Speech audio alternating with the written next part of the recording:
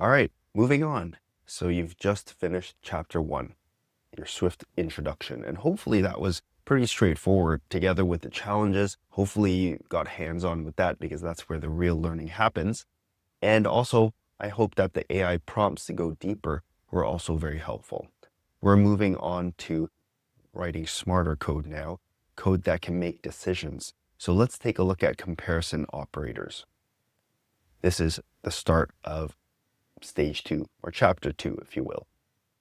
So we're going to look at this example first, then we're going to look at all of the comparison operators. So I have this example in a new playground here. And I guess this is perhaps the drinking age.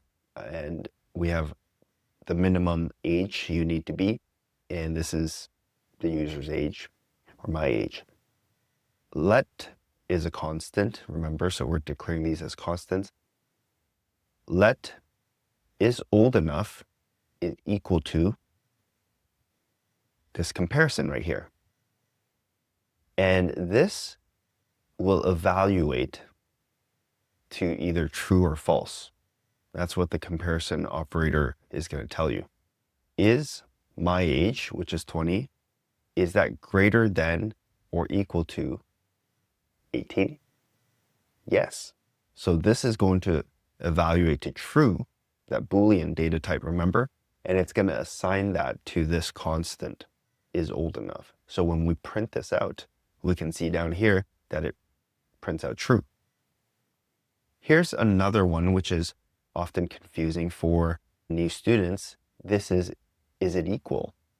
But notice that it doesn't use a single equal sign because, well, we're already using that for assignment to assign data into a constant or variable. So we use a double equal sign. Is 20 equal to 18? No, not the same number. So this is going to hold false. So when we print it out, exactly that, it's false. And now we have less than. Notice it just doesn't have the equal sign. If you want less than or equal to, you just add an equal sign. Okay, so that's pretty straightforward, right?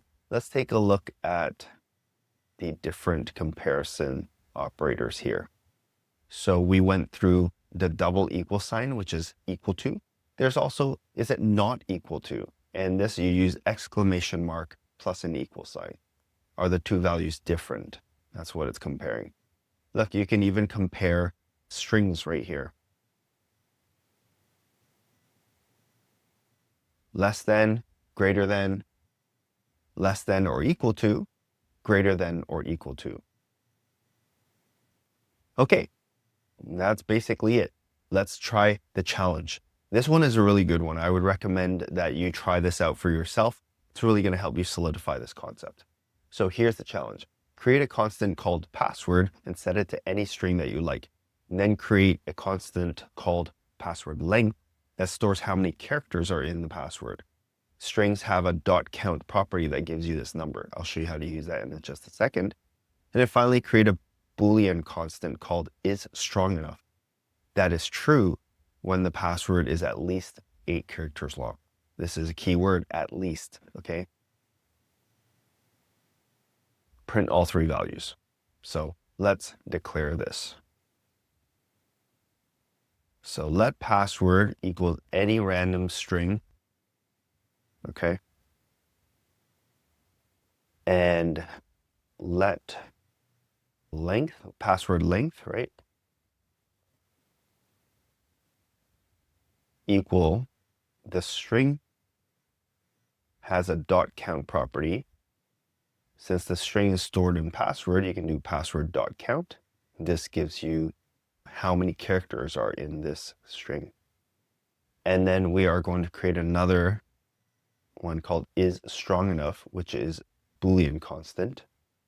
Let is strong enough equal to, we want to see if the password is at least 8 characters long.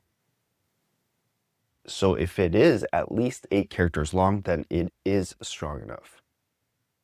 So we want this to be true if password length is greater than or equal to 8. And then we're going to print out all three. So let's print out password. Let's try to use string interpolation, shall we? Your password is, and then we're going to substitute it in. Password, it is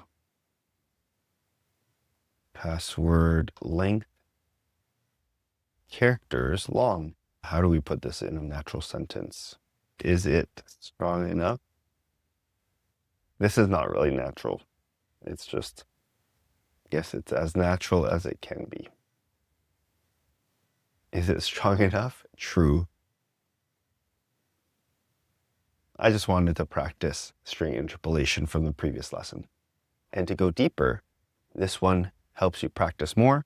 This one dives a little deeper into the equal versus double equal sign. And here is another Swift example that you can take a look at and learn from. All right, so this was a pretty simple lesson, but very powerful because you're going to be using this to do comparisons in your code all the time. I'll see you in the next lesson.